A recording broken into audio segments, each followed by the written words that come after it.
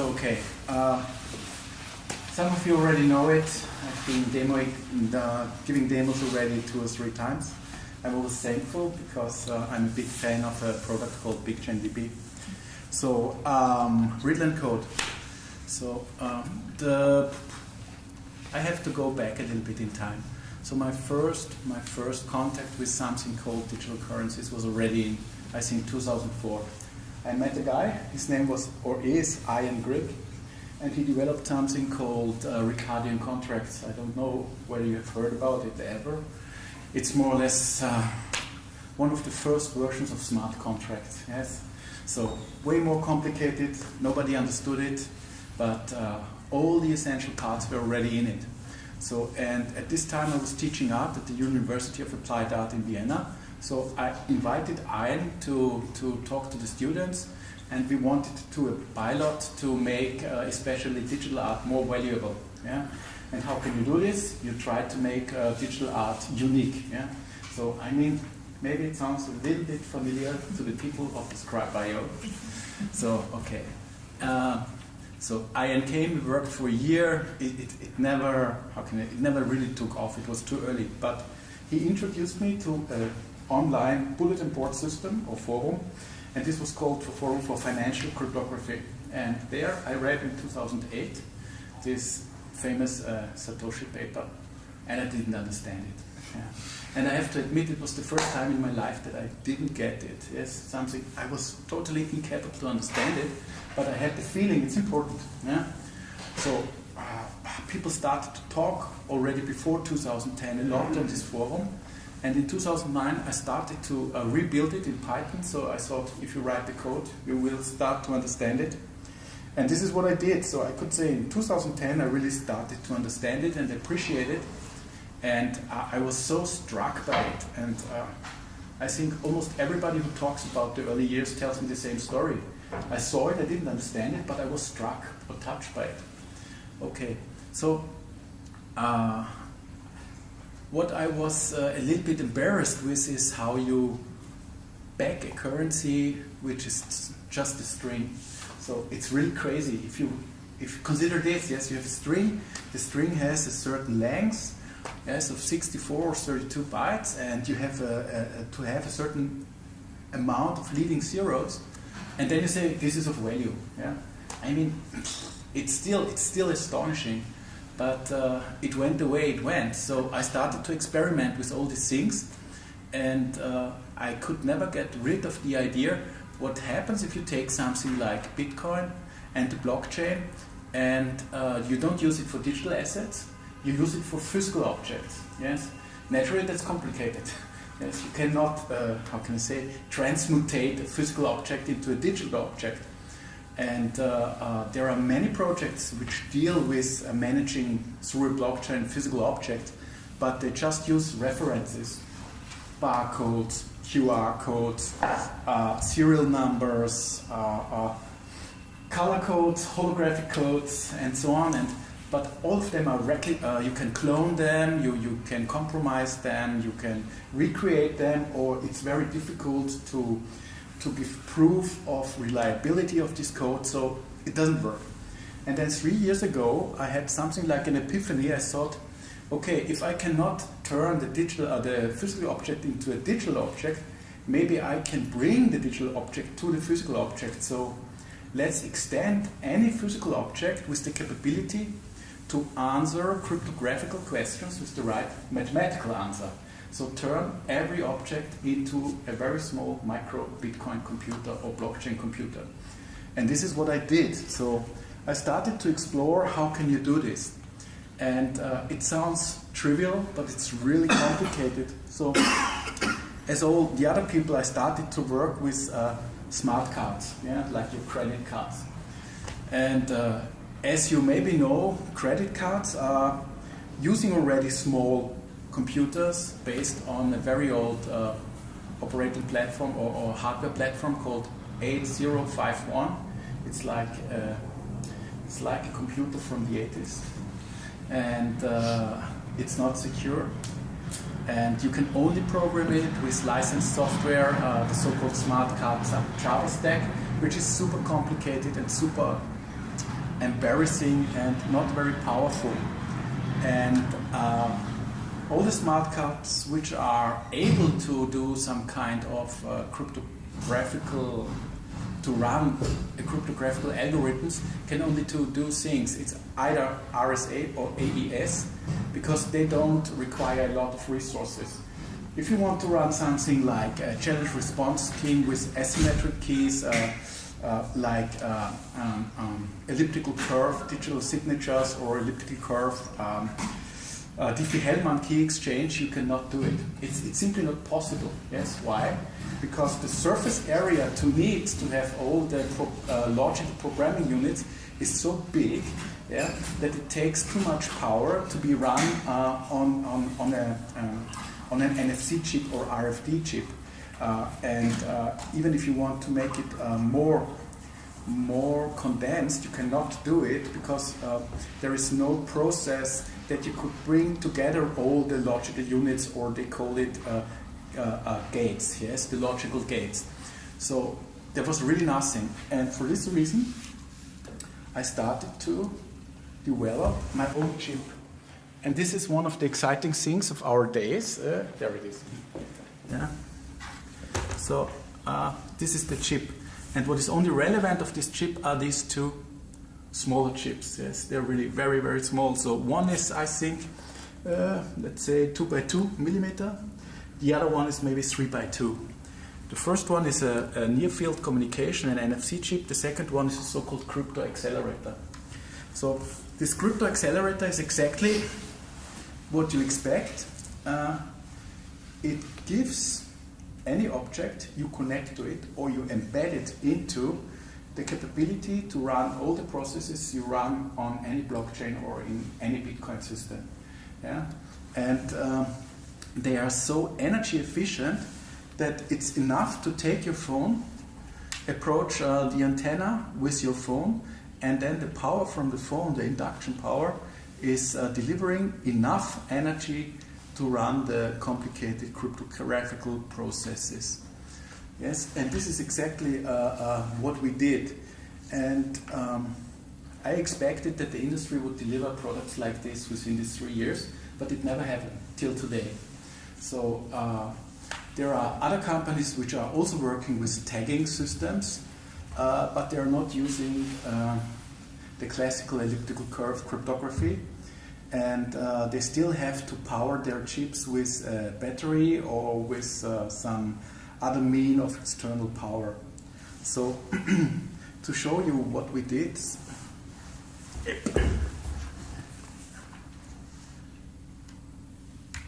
we don't have to go through these things because all this is well known to you. So when we started to work with these chips and we started to embed it into products, the first thing we thought is, what do you want to protect? Yeah. So it's about identity and provenance. And as everybody else, we thought, oh, the luxury industry is going to be perfect for this. Yes. So we started to talk to the luxury industry, but they said, first, we don't understand the technology. Second, we don't want that these problems get transparent and understandable, because they harm the brand. Yes, so we prefer to live with a certain amount of fraud because it's natural for us. Yes, but we don't want to make our customers to think about this kind of fraud. So luxury industry didn't work out. Then we went to the wine industry. Yes, and said, hey, come on, we can now really protect your wines. Are you aware that the wine exchanges are meanwhile trading, I don't know, some Beaujolais for up to $50,000-$60,000? So it's really big business, and there's an enormous amount of fake bottles. Yeah. So what they do is they buy the high-value bottle, refill it into another bottle, and then they close it again. Yes, and they even copy the NFC tags. Yeah, which is really incredible. I mean, to replicate an NFC tag from NXP, my fair standard, is really quite some work, but obviously it pays off. So it didn't work out. Then we thought, okay, let's protect art. So physical art, not digital art. Yes. So let's put some of our tags or embed them into the art. So same thing. Yeah. Gallerists and artists said, okay, we don't understand the technology. we don't want transparency in our business, yes, or too much transparency. We are a closed market, and as a closed market, we work best. So, main problem, when you use something like a physical blockchain, yes, or digital currencies connected to a physical blockchain, you make things super transparent. Okay, so we cut all this away, and then we had to reconsider, so okay, where we can really use it. And identity and provenance is not the right thing, so we thought already 2 years ago, let's do it for IoT. Okay, and this is what we did. So, but to use these chips, you have to first write the drivers, and nobody has done this till today. So we tried to get the right documentation, so we couldn't get the right documentation because it was never done before. So we had to produce our own chips. We had to do our own programs on FPGAs. We had to connect these chips to classical microcontrollers, and it was very, very, very cumbersome. Yes, and in the end it worked out. And then we ran into the next problem. The next problem is we didn't find additional experts who could do the same thing we did. So you don't find people on the market with this skill. Yeah? So what are you going to do then? Yeah? You have to somehow transfer the knowledge. Yeah? You cannot imagine how difficult this is. So, I mean, find someone who understands really Bitcoin. Find someone who understands all the important things about cryptography. Find someone who understands blockchain. Find someone who understands microcontrollers. And now find someone who understands crypto accelerators. Yes? This is esoteric poor. So some people say there are only, I don't know, 30, 40, 50 people in the world who really understand blockchain and Bitcoin technology at the bit level. So if this is true, I don't believe it. I'm sure there are already some hundreds. Yes, but if you transfer this to the knowledge of bit level of microcontrollers and digital accelerators in hardware, it really boils down to maybe 30 or 40 people. Yes, and they are super expensive. So, okay, what did we do next? It's always a little bit tricky. Yeah. We delivered this integrated chipset, and we wrote the software solution. We wrote our own firmware. We patented some of the middleware and the firmware so that we don't get into problems with NXP or Obertur or WiseKeys, or there are some big tech companies. And we wanted to be protected against them. But what we also did is we combined all this. This is not so cool. Yeah, let's go there. Yes, we made it 100% Arduino compatible. This means we are going to make it 100% open source. And we combine it with the hardware system the world knows best. So do you know Arduino? I mean, I have to ask it sometimes. So not so many of you. So Arduino, this is an Arduino. Arduino is a microcontroller board. You can learn to program for, I would say, within a week. Yeah, and the really interesting thing is you see you have these specific connectors. So they are called breakout connectors or breakout boards. So you have all the translators to make your USB port talk to the microcontroller. You have serialization interfaces. So everything which is really very, very complicated with microcontrollers becomes quite easy. And Arduino became famous through artists because it enables artists to work with microcontrollers and to do interactive sculptures. And after a while, not only artists were using this, even engineers, because they can condense the time to solve difficult problems. To give you an example, the first setup, so all the code behind the thing I'm going to show you then, requires approximately, I don't know, 93,000 lines of code. Imagine you have to keep 93,000 lines of code in your head. You cannot be creative. You cannot be productive. Yes, you try just to solve a very specific problem. Through this abstraction layer of this open source Arduino environment, you can achieve the same thing now with maximum of 80 to 90 lines of code. So that's the real, how can I say, that's the real efficiency of this system. And it's super easy to set up, it's very reliable, and it's very convenient because you can work with super complex crypto code without being a cryptographer. So you don't have to invest a year to learning the most important things. Yeah. We have several products, and the first and the easiest one is the half beam. See, this is what I've been showing to you. That's the half beam, and it's called half beam because it has still some physical connectors. So you take these physical connectors and you can connect it to any microcontroller in the world you want. Yeah? So you don't have to go through design processes and so on. The half beam also has an NFC antenna, and the NFC antenna is also to power the microcontroller. It's there to write and read the cryptographic code, and it's there to exchange relevant data. So what we normally do is we develop our solution first on the half beam, and then we have a full beam, and the full beam only consists of these two chips and the antenna in a classical small tag. I think I have it. I should have one.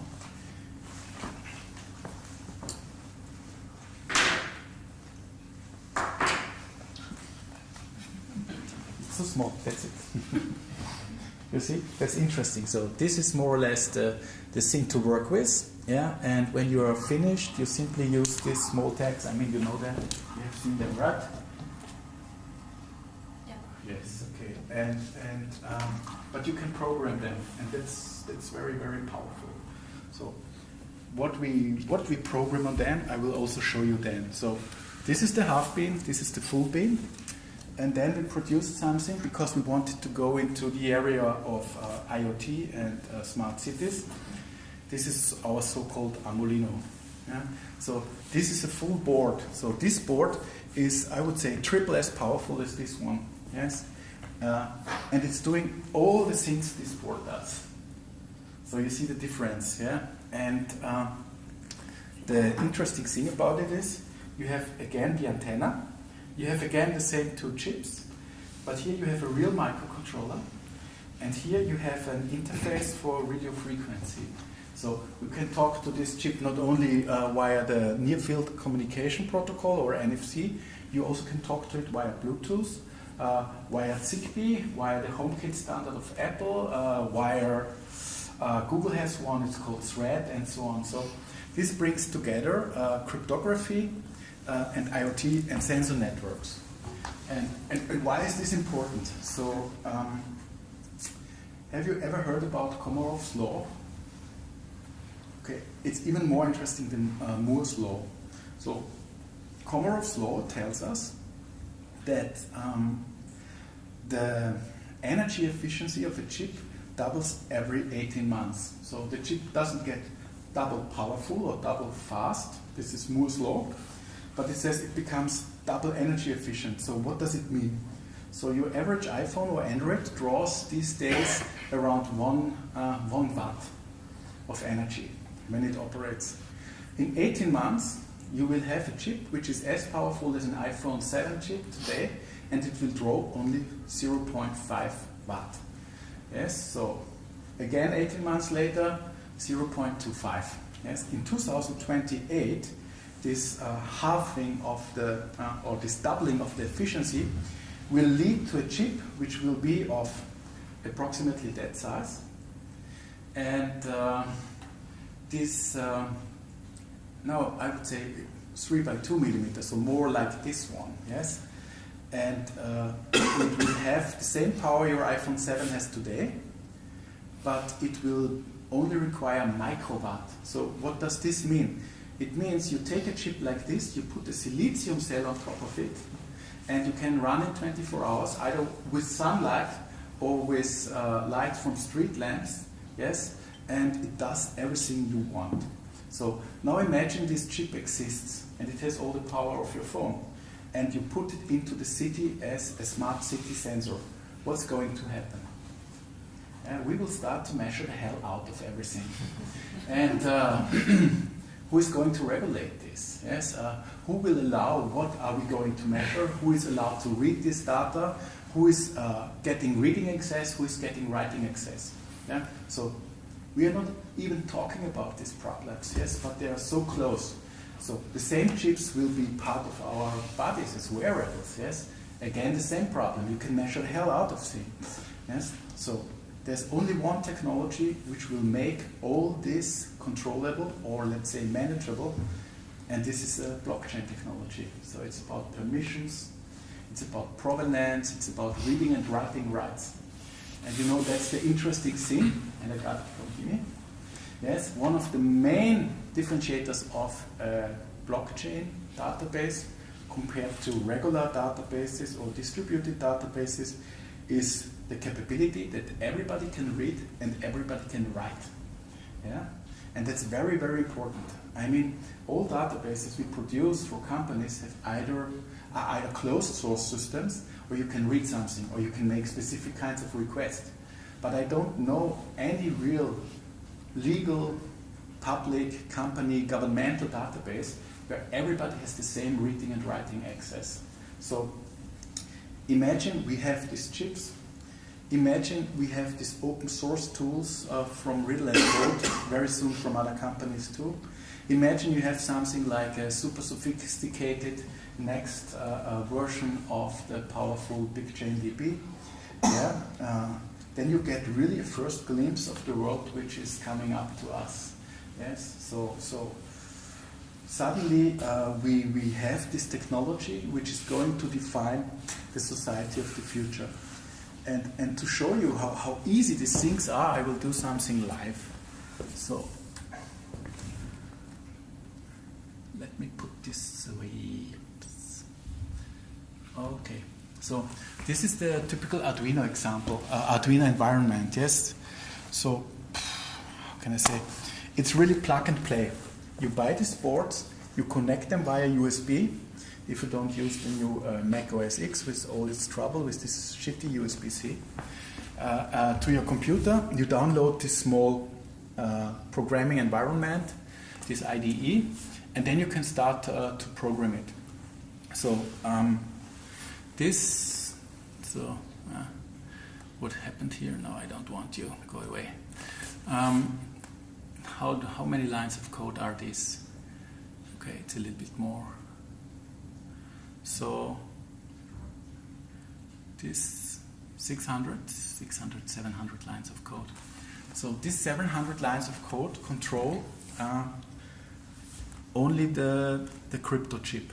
So what I do is very easy. I will upload it. So uploading means I compile now code on my laptop for a microcontroller. So this is the compile cycle. We see it's compiling. And if I do it right, we have to do it. So, and you see, this is really, really exciting. What we do now is we communicate live with the microcontroller. Yes, so it's like using Word. Yeah, it's not more complicated than this, and we can do different things. So one says, "Give me all the information about this chip." So we type in 1. So this is 1 too much. Zack. So okay, you get a serial number. You get some words which tell you there's a configuration zone which is already locked. There's a data zone which is not locked. So one thing you can change, other things you cannot change. Yes, but you can also do interesting things. You can say, hey, there is a public key. Yeah, so I want to have the public key. So I type in 5. So okay, and then it asks me, I have several public keys. Yes, so you see. 0 to 15, so you have 16 public keys. Give me the one from 0, so from the first register. Zack. So, okay, that's the public key. And do you know what public key infrastructure is? No, okay. This is the most important thing of Bitcoin and blockchain. Yeah, it's the way how you address things. And this is also how you make things secure. So without addressing, you can't have a Bitcoin wallet.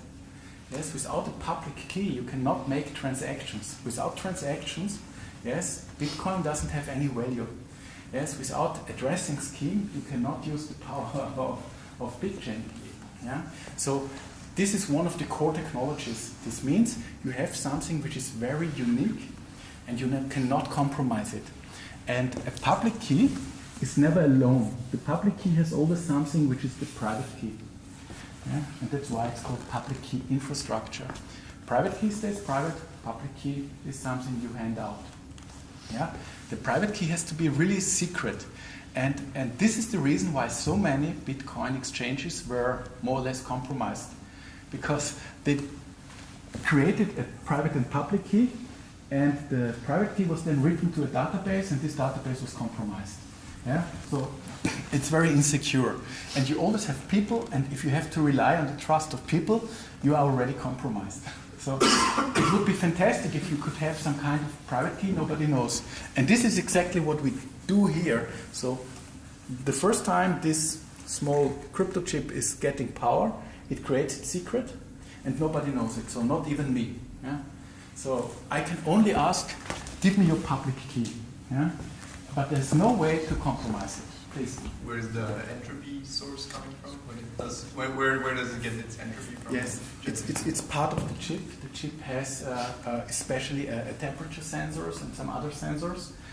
When you provision it, that's the process for it, it's taking a series of data and then randomizing it and creating a random number.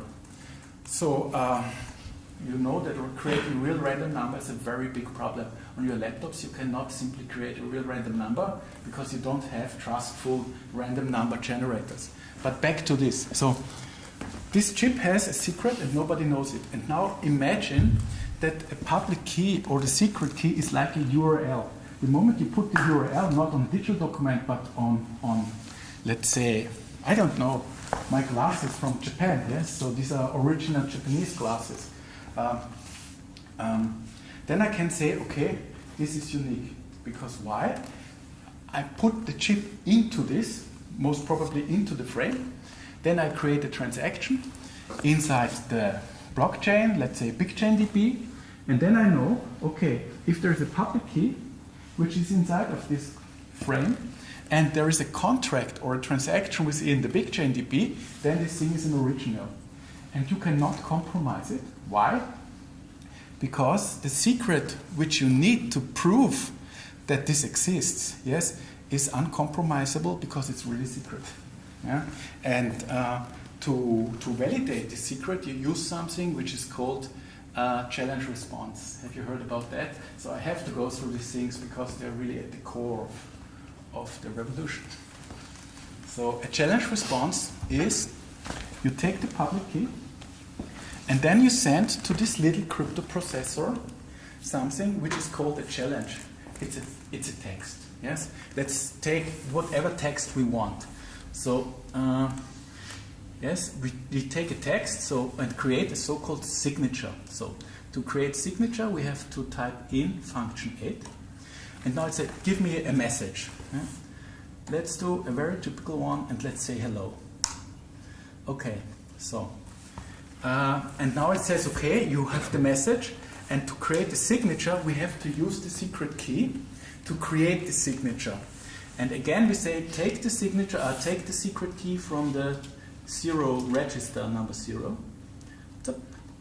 Okay, and then we get the signature. Yeah? And the challenge response is now, we take the signature, we take the public key, and we take this message. And then we validate them. Yeah? And this public key can only validate these two strings if the public key was derived from the real secret. I know this is weird. Yeah? But this is a way to give proof that something is totally unique. So when Ascribe.io tried to make digital art unique, what they did is they used the secret key, wrote it into the digital file of the digital art piece, music, image files, video files. Yes, and then they used exactly this challenge response to prove you are unique. Yeah? So, you know, it's not about can you clone it, can you copy it, it doesn't matter. Yes, something is unique if you can read out the public key and you have something somewhere, a secret key, which can create signatures, which you can validate. Yeah? So how is this happening? I show it now live. So to validate it, we have to first type in the message. So this was hello. That's the message. Then it asks for the public key. So this is the public key. Copy. That's the public key. Now it says, give me the signature we produced. So that's the signature. Where's the signature? There's the signature. So sometimes I cut out too much, but it doesn't matter. Yeah, verify OK. So this is a mathematical proof in case the chip will be built into my glasses that you can be 150% sure that it's an original. Yes? And really, nowadays it's almost impossible to compromise this. Yeah? So this is way better than holographic things, because for holographic things, either you need a special camera to check whether the holographic form is as it is, so you cannot do it with a normal phone or regular phone. Yes, and if you only use it so it looks like it, yes, then you're already lost. You remember this Intel Inside or these Microsoft holographic stickers? So many of them were fakes and they looked so real because they had the same visual impression. Yeah? But to run a process like this, and this is why I said it's a cryptographical problem and you have to give the right mathematical answer. Yeah? So this is so complicated to prove that you cannot fake it and you cannot compromise it. And it's really like a URL. If you use the secret key and the public key and you combine it with a physical object, then you have a real proof of provenance and you have a real proof of identity and you can do amazing things. Yeah? So imagine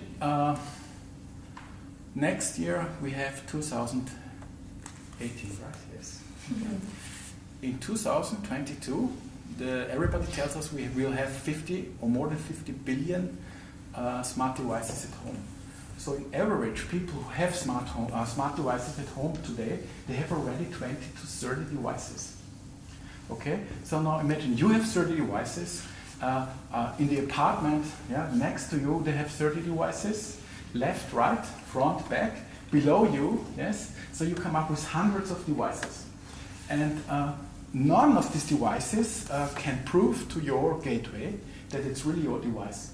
So it's so easy to fake I belong to your domotic system. Yeah? So we see a lot of problems. We had it already last year with this denial of service attacks through web cameras and so on. But that's just the beginning. So you have to imagine it would not take me more than an hour to turn on and off your heating system.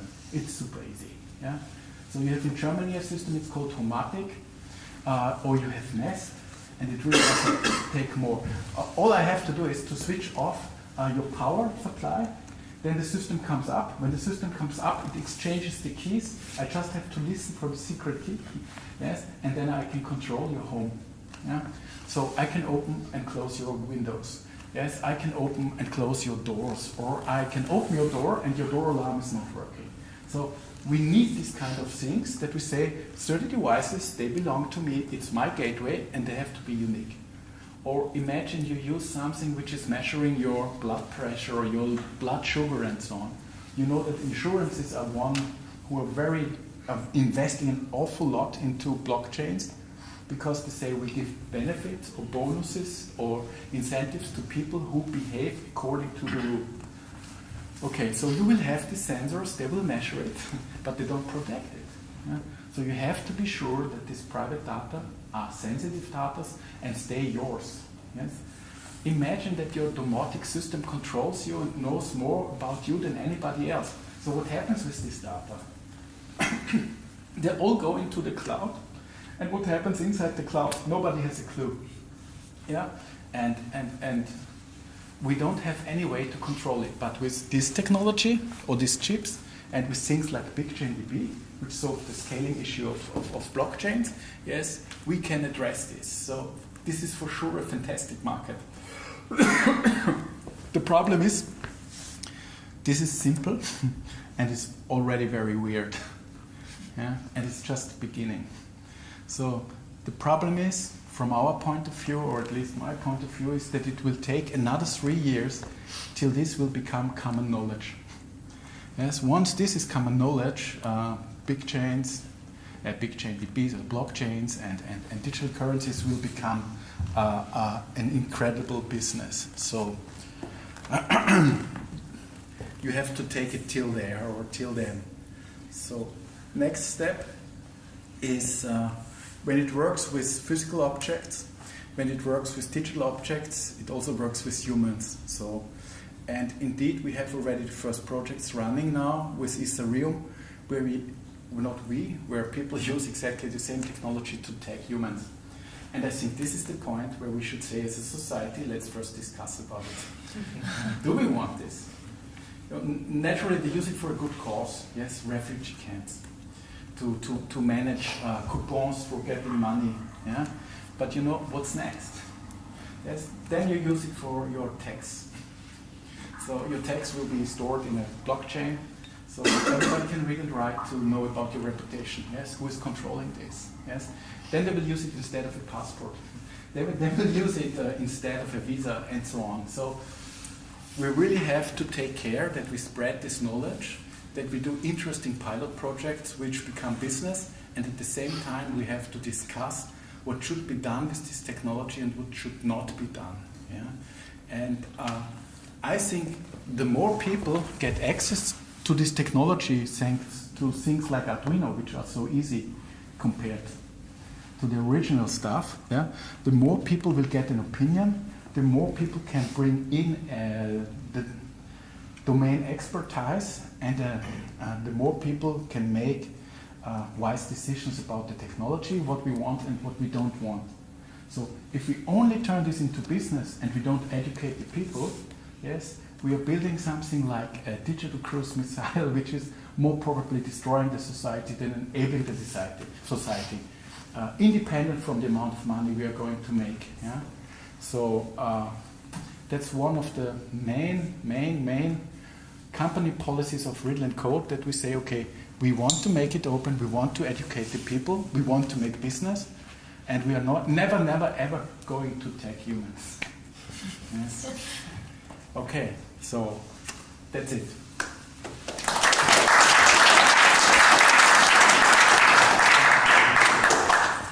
Does anyone have any questions for Tom? Please. So essentially now you have that half being connected to your Arduino. Yes. And you need the Arduino to program it. So if I understand correctly, the other one that you pull out of your pocket, you use the Arduino to program it, but then it's going to be sufficient. You can use it without Arduino being inside it. That's totally right. We call it provisioning. Provisioning means we activate the crypto stuff on the chip. Then we call something attestation. This means we take the public key and create a transaction in a blockchain. And from this moment on, it's not necessary that it's still connected to a microcontroller. Then you can use it. And then the second question is, like, what's the tentative pricing of that little thing you pulled out? Okay, so right now these are prototypes. So we've produced all in all, I think, 10,000 devices till today. And then the price is around 55 euro cent. But we can bring it down to 15, something like that. For this one? Or? Yes. And the other one? The small one. This one? Yes. This one will be more expensive naturally because you have a microcontroller, and the microcontroller will cost you all the time something between $1 to $2. Yes, but it's there you need all the time the microcontroller for securing the sensitive data coming from sensors or actuators. And then, sorry, last question. Please. But what prevents somebody from just removing and replacing the chip into your glasses? You say this can't be falsified, but what if someone just exchanges the chip? Yes. Yeah, excellent question. So two things. First, we have applied for a patent where any attempt to remove it will break most probably the antenna. So, and it's not only breaking the antenna, it's also a latching mechanism that we have inside the crypto chip, a pin, and this pin is then burned, unusable, so you compromise the system and cannot reuse it. So even if you reattach an antenna, the crypto chip says, I'm compromised, I'm not going to work. Second, we always use two chips. So it's like two-factor authentication. So we have one chip which is protecting the product, and the second chip is protecting the chip inside this and the ownership. So you would have to steal the owner token or owner certificate and the chip within the glasses, which is very complicated. And we have a multi-signature transaction written into the blockchain where we use both public keys. The one from the token protected you as an owner, and the one public key as a reference to the product. I wanted to ask you said it was open source, so one, like presumably through the website. Two, do you think it's also feasible if I would not want to trust you for provisioning the original? Not me, right? Like when you activate means the hardware, like that is still a trust step, right? Like if you're provisioning the original encryption.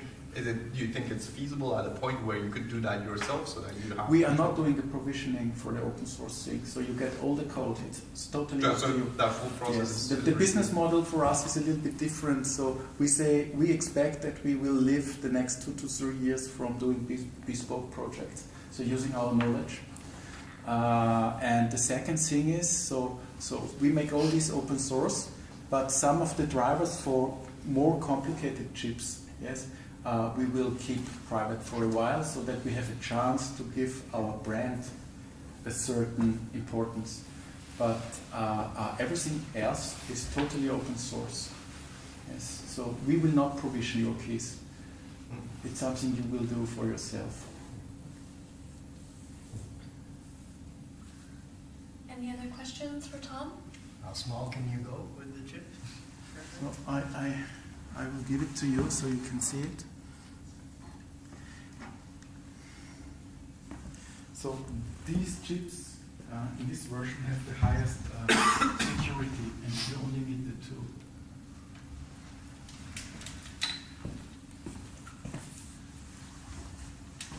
You know, the interesting thing is these chips I've been showing to you, so I put it again somewhere, I don't know, doesn't matter. No, that's not the right one. Hinter mig där. Hinter dig där. Hinter mir? Ah, yes, okay. So this is a form factor. So the antenna is always critical. It has to have a certain size, otherwise you don't get enough energy. This is part of NFC, right? I mean, it's like NFC, yes, but antenna is always the piece that takes the most space. Yes, but you don't. So you know the problems of the antenna regarding no metal, and it breaks after a while. So if it's not on a stiff surface, yes, it's not very stable. But the biggest problem is it has this form. Because we control everything down to the last bit, and also the antenna, we can make, for example, an antenna which is not round, but it's more stretched and very small. So I think the smallest antenna which was successful, tested by us, had approximately the form of this silver piece here. So we can make it very small, so this means we could inject it into material. Yes, and we still have the possibility, you don't have these antennas, that we keep some kind of physical connection. Me personally, I trust physical connections way more than radio frequency connections. Yes, this is paranoia. You guys are creating an antenna yourselves as well. Yes, everything. So it's 100% produced by us, and hopefully more people will be enabled to produce things on this. Yes, I mean, if we want to turn this into an industry, yes, and you only have, I don't know, 20 or 30 people in Berlin who can deal with it, you will not create an industry. So we have to take care that there are hundreds of people with the know-how. Yes, otherwise it will never take off. Imagine HTML programming or HTML coding would be a very exclusive knowledge. Yeah? Even Infineon The with web would customers not have happened. they get down at 2 millimeters. Just a quick follow-up question. How many people are you right now? And you have also open source contributors then to The No, we hardware don't have. or the code or? No, I worked on this alone for approximately 3 years. Last year, I decided to turn it into a company. So we set up everything. We are now 10 persons. We want to grow to approximately 20, 25 persons. And we don't have open source contributors. We started our first partner project with BigchainDB 2 weeks ago, 3 weeks ago.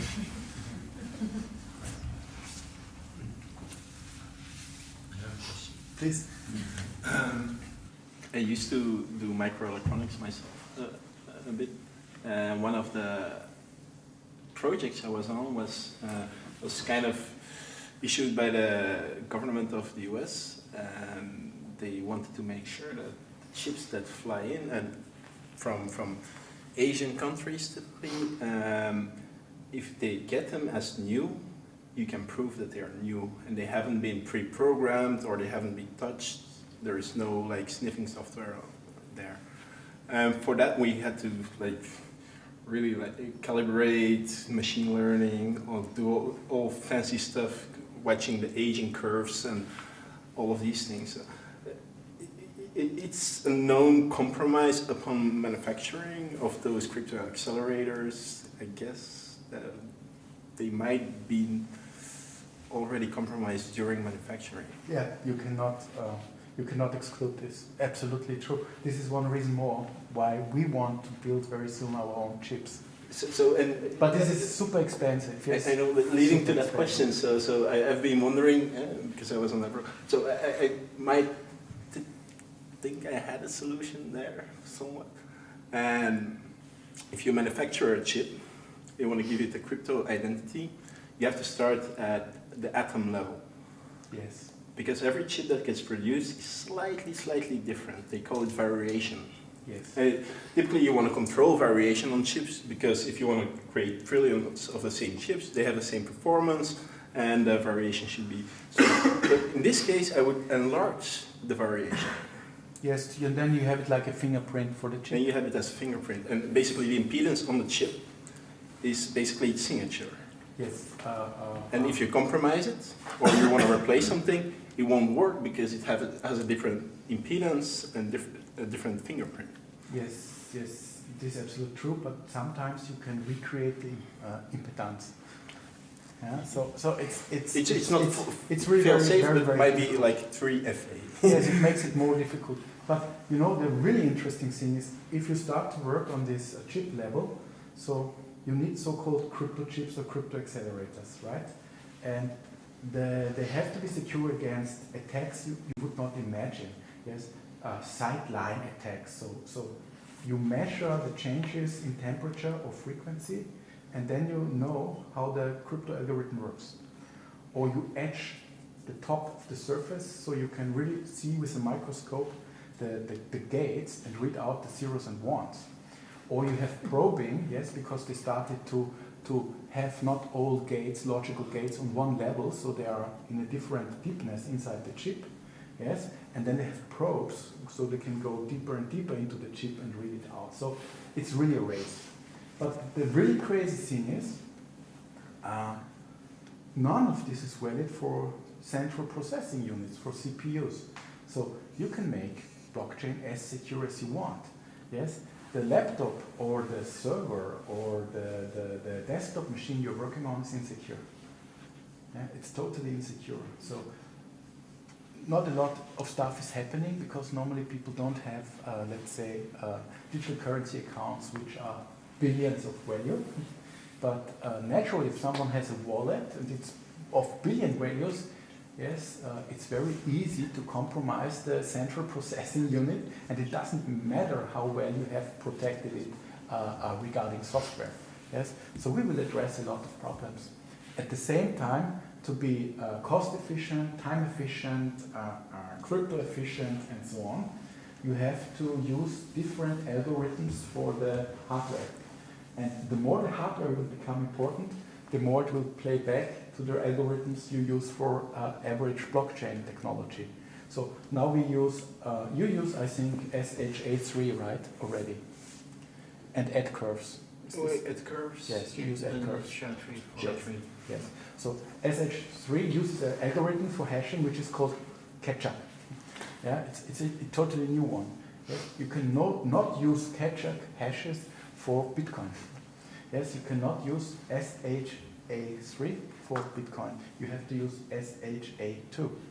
Yeah, and there's a big problem regarding these algorithms till they get settled. Yeah, this will again change the industry. But as a matter of fact, people tell you Bitcoin blockchains are super secure. It's true on the software level, and it's totally untrue on the hardware level because nobody protects central processing units. If you reverse the question, do you have an estimate of how much money it costs to hack your production chip? Because that's kind of a valuable thing you want to know, right? Like, what is the value of the product I'm protecting? How much money does it cost to violate the attack? Yes, so normally I answer this and say I can tell you how much it costs me to develop a super sophisticated, secure crypto chip, and this is up 2 million up. So if you want to protect the Van Gogh, the incentives to hack it are very, very high.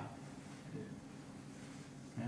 The same thing, for example, yesterday someone asked me, I was talking about similar things, and he said, how much digital currency units should I have inside one wallet? Or how many wallets should I have to protect 100,000 Bitcoins? But I mean, I won't press you more on it. Like, you have a rough idea of the numbers. Like, how much does your chip cost? How much money does it cost to break it, do you think? Because, I mean, imagine it leaks some information. Like you said, there's several sideline attacks. The antenna presumably actually might be...